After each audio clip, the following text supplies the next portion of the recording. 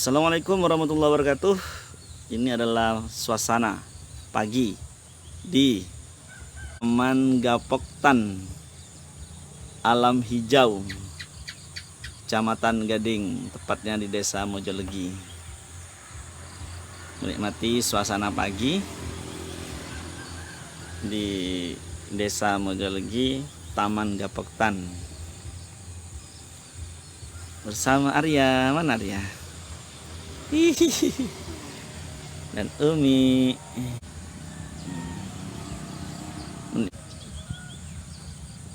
Subhanallah.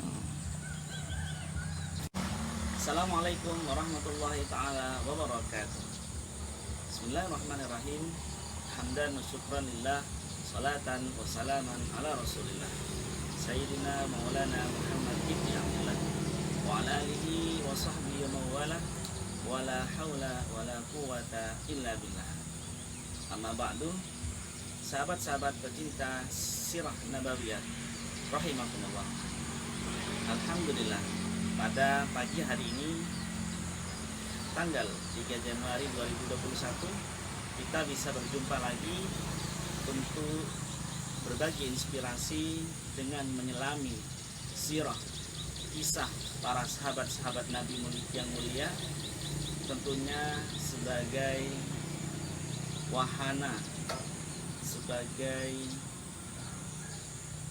contoh terbaik bagi kita semua dalam mengarungi hidup di dunia ini, sehingga kehidupan kita bisa bermanfaat dunia dan akhirat, bisa bahagia dunia dan akhirat. Amin ya rabbal alamin. Sahabat-sahabat sekalian, alhamdulillah pagi ini saya berada di Taman Gapoktan, Kecamatan Gading, Kabupaten Purworejo, tepatnya berada di Desa Mojolegi. Alhamdulillah, di suasana yang tepat dan indah ini saya ingin berbagi kisah tentang sahabat Nabi. Sahabat-sahabat pecinta sirah nabawiyah rahimakumullah. Alhamdulillah, pada video sebelumnya kita telah membahas tentang mutiara kisah sirah kehidupan sahabat mulia Nabi, sahabat pertama di antara 10 sahabat yang dijamin masuk surga, yaitu Sayyiduna Abu Bakar As-Siddiq radhiyallahu anhu. Untuk saat ini, mohon izin saya akan mengkisahkan kisah sirah kehidupan sahabat Nabi yang kedua, yaitu Umar bin Khattab Al-Faruq. Umar bin Khattab adalah orang Quraisy, dari suku Quraisy, dari klan Al-Adi, dari Bani Adi. Jadi Umar bin Khattab Al-Adi, seperti itu. Beliau punya seorang adik namanya Fatimah binti Khattab, dan punya seorang kakak Zaid bin Khattab. Beliau punya saudara lain, namun yang saya pernah baca kisahnya, sejarahnya, adalah kakak beliau Zaid bin Khattab yang lebih dulu masuk Islam, dan juga adiknya Fatimah binti Khattab yang juga lebih awal masuk Islam daripada beliau Sayyidina Umar. Sahabat-sahabat sekalian, Sayyidina Umar dididik dengan keras, dididik dengan kehidupan yang tegas oleh ayahnya yang bernama Al-Khattab. Sayyidina Umar terbiasa sejak kecil, sejak muda sudah hidup dengan kehidupan yang keras, didikan yang tegas, sehingga menjadi naluri, menjadi dasar beliau memang kelak ketika menjadi khalifah, beliau menjadi khalifah yang tegas. Sahabat-sahabat sekalian, Sayyidina Abu Bakar mempunyai kepribadian yang sebenarnya sangat halus, tapi beliau orangnya besar, tinggi, kuat, dan berani. Sahabat-sahabat sekalian, seperti yang kita ketahui, beliau Sayyidina Umar radhiyallahu an masuk Islam bukan di awal-awal biksah Nabi, bukan di awal-awal seperti sahabat-sahabat Abu Bakar, Utsman, Ali, dan sahabat-sahabat as-sabiqun al-awwalun. Sayyidina Umar masuk Islam kira-kira tahun keempat atau kelima biksah, tahun keempat atau kelima kenabian. Jadi sebelumnya beliau tidak percaya kepada Nabi Muhammad. Beliau sangat membenci Islam. Beliau bahkan ikut terlibat menyiksa para budak, menyiksa para pelayan-pelayan, orang-orang miskin, utamanya dari suku Adi. Dari kalangannya sendiri disiksa oleh beliau, mereka-mereka yang masuk Islam. Jadi begitulah kehidupan Sayyidina Umar bin Khattab pra-Islam, sebelum beliau masuk Islam. Kemudian hidayah turun, hidayah muncul di hati beliau berkat doa Nabi Muhammad SAW. Pada suatu kesempatan Nabi berdoa, Allahumma a'izzal Islam bi ahadi umarain, Umar bin Khattab atau Umar bin Amr bin Hisham. Suatu ketika Nabi berdoa, ya Allah, muliakanlah Islam dengan masuk Islamnya salah satu Umar. Salah satu Umar, maksudnya antara Umar bin Khattab atau Amr bin Hisham, Abu Jahal. Kenapa beliau Nabi Muhammad berdoa seperti ini? Karena memang orang yang paling kuat, orang yang paling ditakuti, orang yang paling berpengaruh di Mekah pada waktu itu adalah antara dua ini, Umar bin Khattab atau Amr bin Hisham, Abu Jahal. Ternyata Allah milih Umar bin Khattab yang diberikan hidayah, sehingga Sayyidina Umar bin Khattab masuk Islam. Tapi proses keislaman beliau tidak semerta-merta langsung masuk Islam. Butuh proses yang cukup heroik dan cukup unik. Jadi sahabat-sahabat sekalian, suatu ketika di puncak kemarahannya melihat fenomena masyarakat Mekah, keluarganya yang dianggap mulai memberontak oleh Sayyidina Umar waktu itu sebelum masuk Islam. Banyak ayah bertengkar dengan anaknya, banyak suami bertengkar dengan istrinya, banyak budak bertengkar dengan tuannya, karena anggapan beliau karena Muhammad adalah biang masalah, kata beliau. Akhirnya beliau berinisiatif ingin membunuh Nabi Muhammad. Setelah membunuh Nabi Muhammad, beliau akan menyerahkan diri. Jadi biar saya membunuh Muhammad, kemudian orang-orang Mekah biar membunuh saya, sehingga semuanya aman dan damai. Seperti itu. Jadi begitulah prinsip beliau sebelum masuk Islam. Ketika di puncak kemarahannya, beliau mengambil pedang dan mencari Nabi Muhammad untuk dibunuh. Suatu ketika dalam perjalanan mau membunuh Nabi, Sayyidina Umar ketemu dengan sahabat lain, orang di tengah jalan, dan ditanya, kemanakah? Mau kemana kamu wahai Umar? Kenapa kamu bawa pedang segala? Kemudian Sayyidina Umar menjawab, saya akan membunuh si pembuat masalah di zaman ini.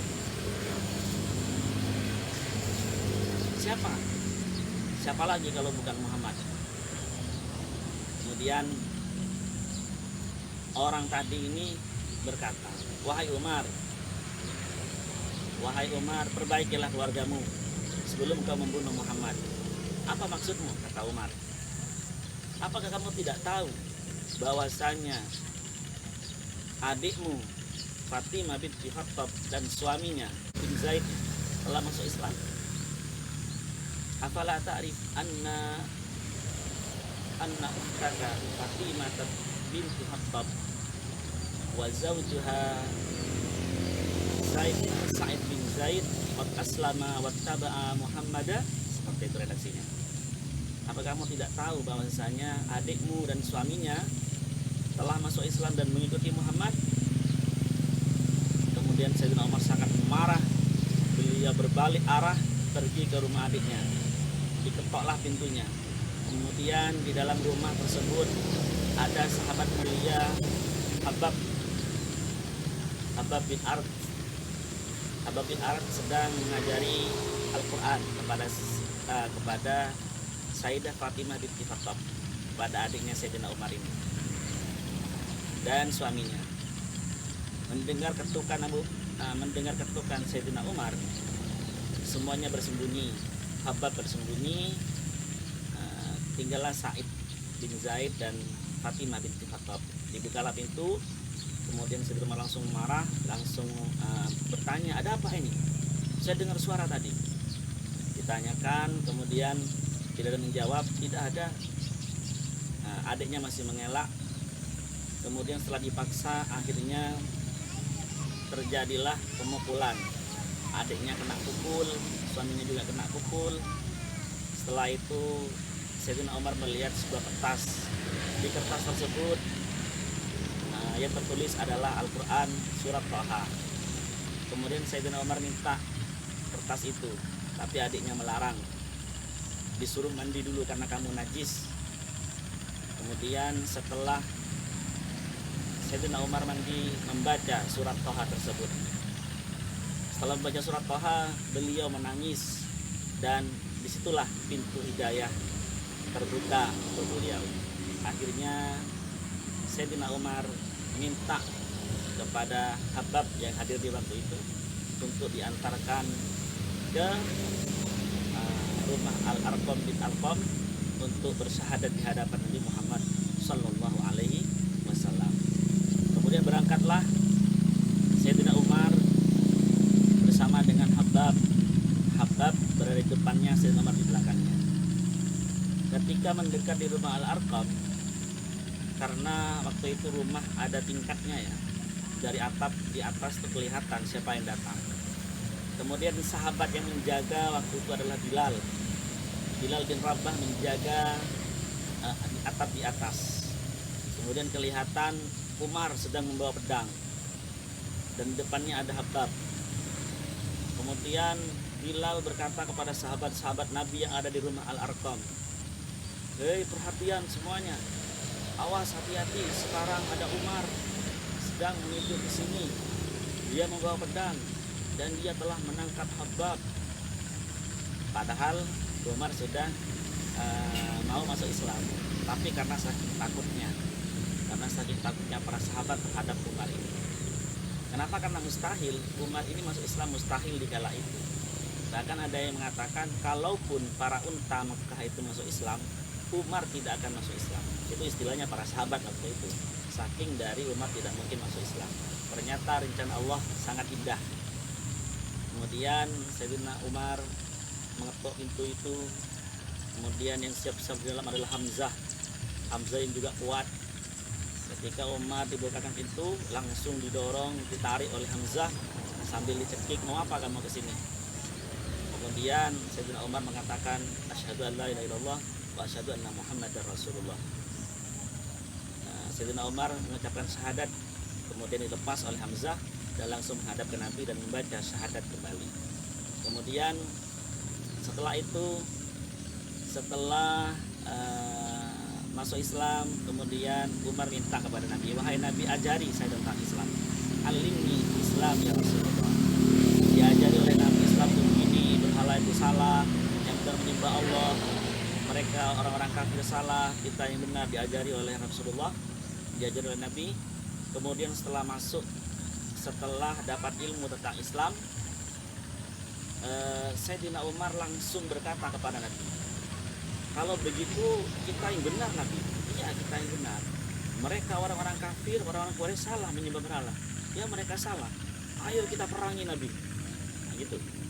Jadi saking semangatnya Umar ketika masuk Islam, langsung ingin perang dengan orang-orang kafir Quraisy. Kemudian Nabi bilang, belum saatnya kita perang. Kita harus dakwah secara lembut. Kemudian Sayyidina Umar mohon izin keluar.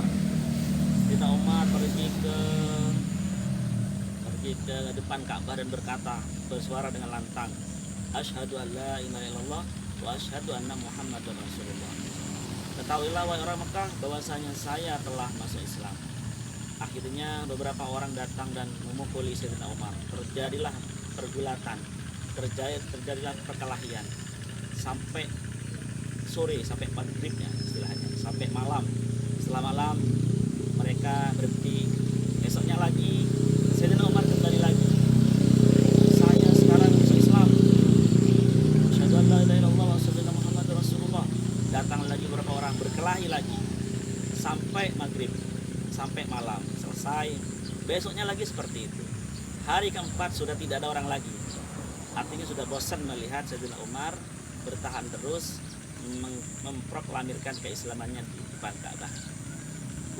Jadi itulah sedikit kisah heroik tentang masuk Islamnya Sayyidina Umar bin Khattab radhiyallahu anhu.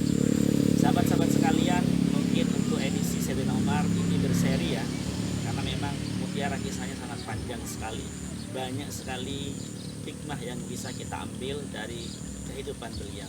Oleh karenanya, untuk sebagai pengantar episode kedua tentang Sayyidina Umar radhiyallahu anhu cukup sekian dulu. Kita akan lanjut pada kesempatan berikutnya tetap dengan pembahasan Sayyidina Umar. Kita akan bahas tentang bagaimana beliau menjadi khalifah, bagaimana beliau menjadi khalifah yang sangat sederhana, bagaimana beliau bersikap terhadap orang-orang miskin, bagaimana beliau bersikap terhadap para raja, bagaimana dengan kiprahnya pada masa kekhalifahannya Syam, Mesir, Persia bisa ditaklukkan oleh Islam, dan bagaimana kebijaksanaan beliau lainnya. Insyaallah pada video berikutnya tetap di episode 2, episode tentang Sayyidina Umar bin Khattab radhiyallahu anhu. Sekarang cukup sekian biar tidak terlalu panjang. Mudah-mudahan bermanfaat, mudah-mudahan barokah. Saya akhiri, wassalamualaikum warahmatullahi taala wabarakatuh.